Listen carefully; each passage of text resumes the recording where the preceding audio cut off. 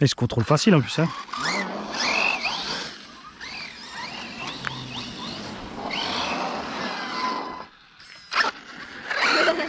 Il est agile. Hein.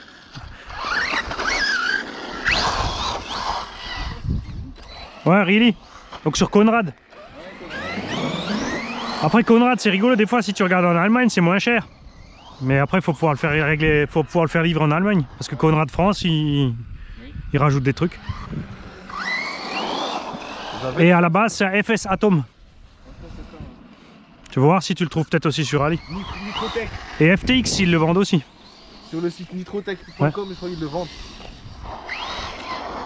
Après, ce qu'il y a, Conrad, des fois, tu as des remises tout d'un coup là. Ouais, tu sais pas d'où ça sort. Quand tu vides les stocks, tout d'un coup, ils te les jettent à moitié prix. Ils en ont rien à foutre en fait. Ouf. Celui-là, il a fait mal. Une carotte, une pomme de terre et un gros maillet en bois.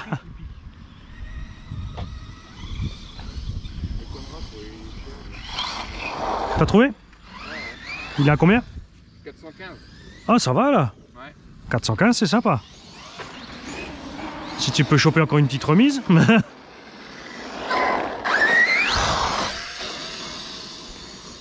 Ouais, et puis après, t'es pas obligé de rouler en 6 quoi. Ah oui. Ou tu brides. Ça, c'était beau. On mettra le ralenti, hein. Ah, il faut. J'ai décollé avant. En fait, quand tu passes à ras du plot là-bas, tu arrives à décoller avant le rebord. Le problème, c'est qu'une fois sur deux, tu es dans le plot.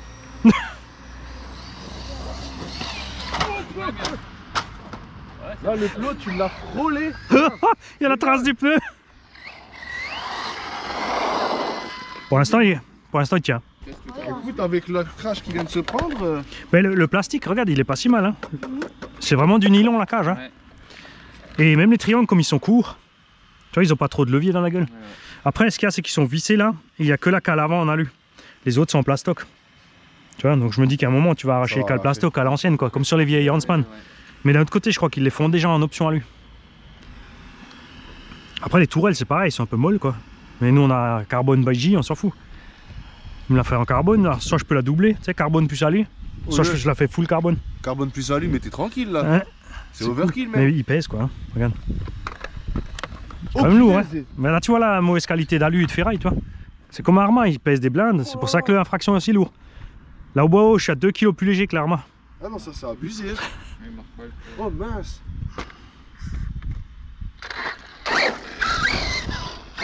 Ah là, ils annoncent 100 km/h, quand même.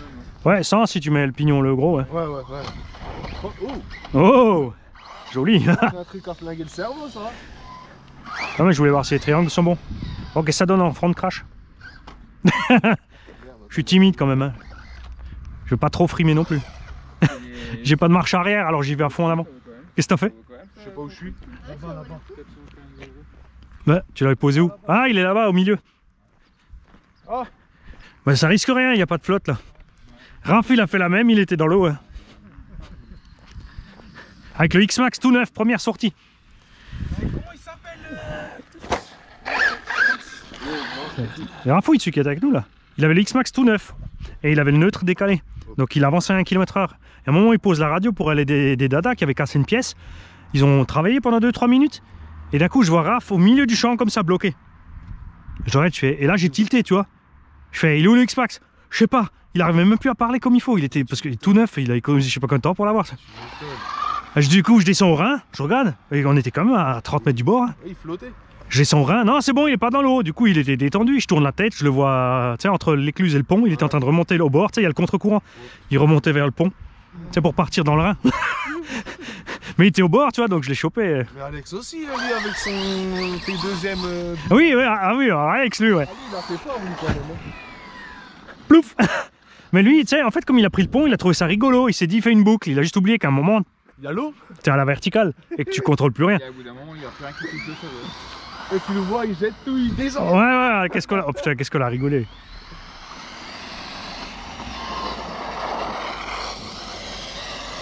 Ouais, l'autonomie, ça y va. Hein. Ouais, comme ils ont mis un petit pignon. Bah oui. Et encore là, moi je trace, genre je fais le salopard quoi.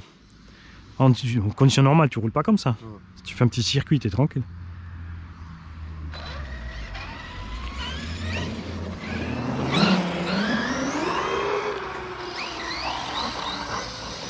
Je sais pas si j'ai filmé le début parce que la caméra s'est arrêtée et peut-être que j'étais en mode photo. Donc j'ai pris une photo et après on n'a rien. Mais c'est pas mon jour, ce matin j'ai fait du, comme dit, j'ai fait du timelapse. Au lieu de filmer le speedrun avec le X-Max. 110 en X-Max, hein. Ouais. Et c'est pas la V-Max, ça, c'était. J'ai pas encore reçu le bon pignon. Il a combien le pignon? J'ai un pignon de 25 sur une couronne de 36, 35 là. En 12?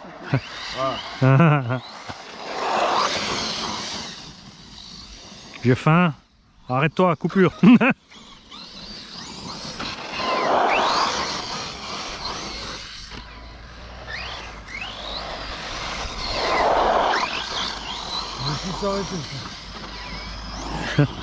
Taillot.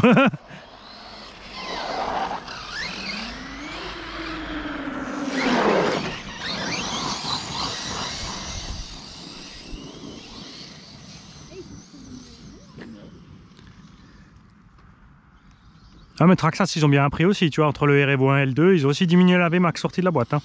Ouais. Ah ça y est, là en coupure. Pour mesurer la température.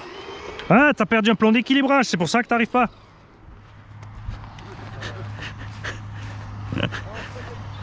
Ouais. C'est pour ça qu'elle vibre bizarrement.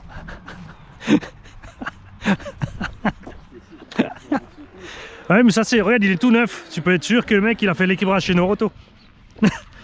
Il est passé là et là le jardin, le plomb était déjà par terre.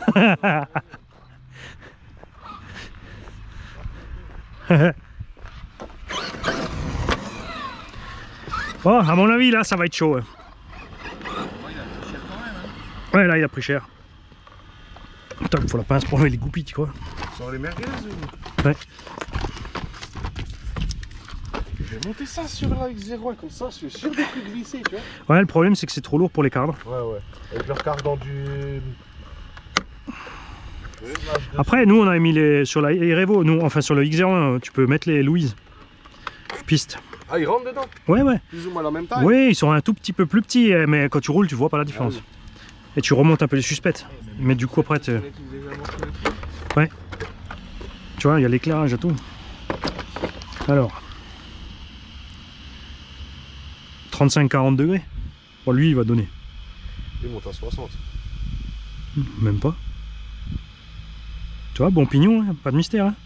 Si, 70 au cul. Hein. Mais 70, c'est acceptable. Parce qu'on a quand même tracé tout le long du pack. Ah là, donc il est monté en température, mais il est resté stable. Une fois qu'il a atteint sa température... Tout va bien. Mais tu vois, c'est les alus, tu sais, pressés là, les trucs pas chers. Mais bon, ça fait le taf. Et regarde les supports carreaux qu'il a. Ouais, ça...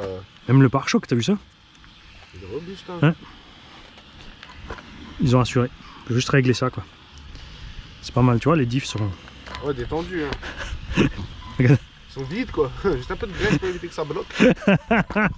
Le central, c'est pareil. Donc là, t'as le moteur qui le freine, quoi. C'est pas mal, hein, franchement. Enfin, faudra que je vois si c'est le pignon du RTR. Ça se trouve, c'est comme c'est un Oka, c'est peut-être le gars qui l'a changé. Le pignon exposé? Ouais, mais ça fait rien, tout ça. Salut tout le monde, je rentre du circuit. C'était pas l'autre jour, hein. Raph et moi on a merdé avec les vidéos, les machins. Ne vous inquiétez pas, vous allez avoir un condensé.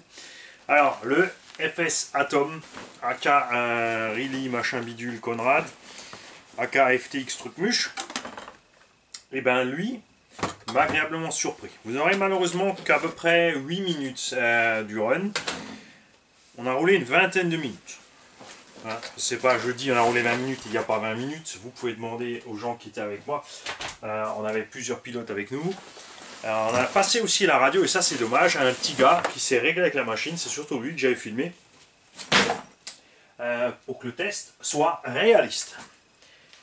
Alors déjà, la machine a de la patate. En 6S c'est évidemment normal.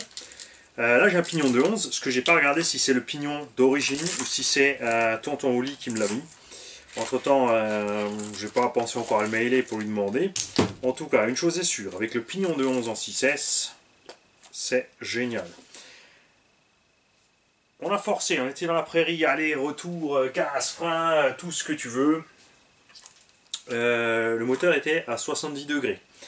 Donc il arrive en température et il est resté stable, ce qui est bien, malgré les petits machins là pour empêcher la terre de rentrer. On n'a effectivement pas trop de saleté dedans, comme on a vu sur le DB8 où tout se remplissait. Donc franchement, sympa. On a pris 2-3 gamelles, pour l'instant ça s'est bien passé. Ce qu'on va voir, c'est niveau axe de cardan. Déjà là, un run en 6S, comme des pleines balles. Hein. On a fait ballonner gaz, frein, on a mis des à-coups dans la transmis. Regarde, ça n'a pas encore bougé. On va voir ce que ça donne. On a trouvé l'engin actuellement là sur Conrad. Quelqu'un vite sur le circuit qui a regardé, enfin quand on était dehors, qui a regardé sur son smartphone à 410 € neuf. Je comprends si vous voulez pas attendre la fin des tests.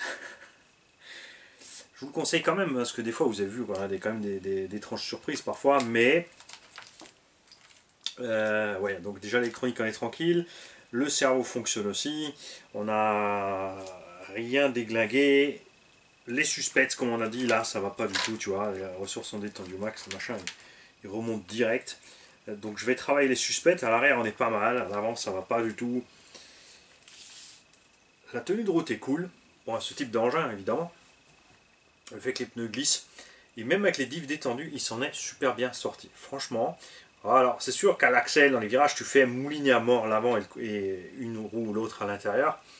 Mais ça le rendait pas mal. Évidemment, le souci, c'est quand tu fais mouliner comme ça, qu'est-ce qui se passe ensuite niveau température dans le diff et dans quel état serait le diff à la fin. Alors moi, ce que je vais faire là, c'est que je vais nettoyer cette caisse et ensuite, on fera ensemble les vidéos d'accessibilité méca où on profitera pour changer les huiles de diff et les huiles de suspension.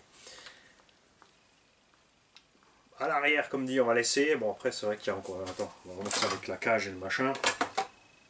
Niveau du poids,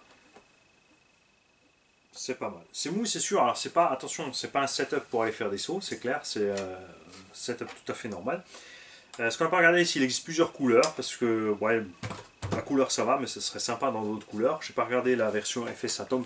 Je crois qu'il faisait un rouge et noir aussi qui est sympa. On verra ça ultérieurement. Comme dit, on a les tourelles en alu relativement molle, le châssis aussi, l'engin fait quand même 5 kg et des brouettes, 5,5 kg équipées, parce que tout comme Arma et Coralie, ils ont utilisé des alus d'entrée de gamme et de la ferraille d'entrée de gamme. Ce que j'aimerais bien, c'est que la mouche me laisse tranquille, que les diffs soient plus endurants que chez Arma. Ils sont pas mauvais les diffs Arma, c'est juste qu'il faut vraiment régulièrement changer les huiles. Mais on aimerait surtout que noix de cardan soit plus endurant que Coralie ou Bitec. Sur les petits modèles Coralie, ça pose pas de problème, puisque avec les plus petits trous, c'est surtout encore des Mentor et autres qui souffrent. Sur Bitec, on a aussi quelqu'un qui est venu rouler avec nous ce matin qui a la version 4S Evo machin.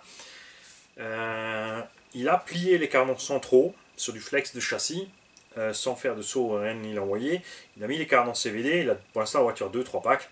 Mais niveau noix de cardan, axe de cardan, pour l'instant ça se passait bien. Bon, il est en 4S, tranquille, hein. Ce qui reste un bon choix pour un débutant ou quelqu'un qui veut juste un engin pour tout faire sans exagérer, c'est clair.